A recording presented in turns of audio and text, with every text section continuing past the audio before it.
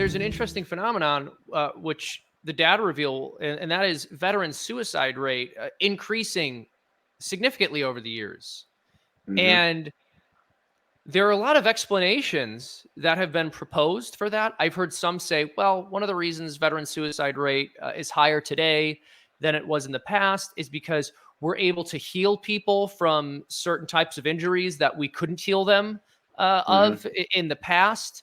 And so there are more people coping with like greater traumas on some level. I don't know if I buy into that, but it's an interesting theory. Like I guess you could say the probability of you surviving after you got, both your legs blown off is much higher today than it was back then. And maybe surviving that kind of trauma does make a person more likely to be suicidal. I don't know. I have no idea. Yeah. But I would imagine part of what plays a role is just this culture of hopelessness.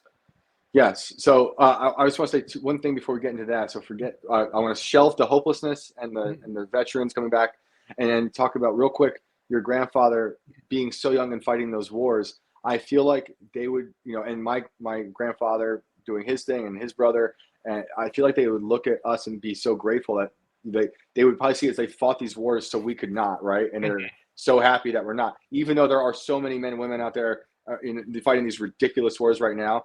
Yeah. We're fighting a different, more insidious war that I see as like something happening on the inside, this like moral rot, right? That we talk about all the time. So it's a different thing, but I feel like those men are probably just happy that those kind of wars aren't happening, but they're also on the same flip side, probably like totally dismayed, totally dismayed at the culture for many other reasons. But then in terms of veterans coming home and the PTSD, I think the VAs are, I hate to say it, but they're a failure. They fail a lot of these vets, and I just talked to a gentleman yesterday who's a vet, and his VA is completely failing him, and it's not rare, right?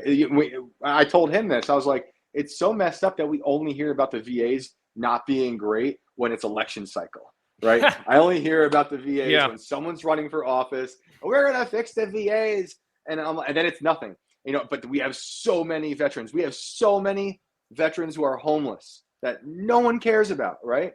And it's a lot, right?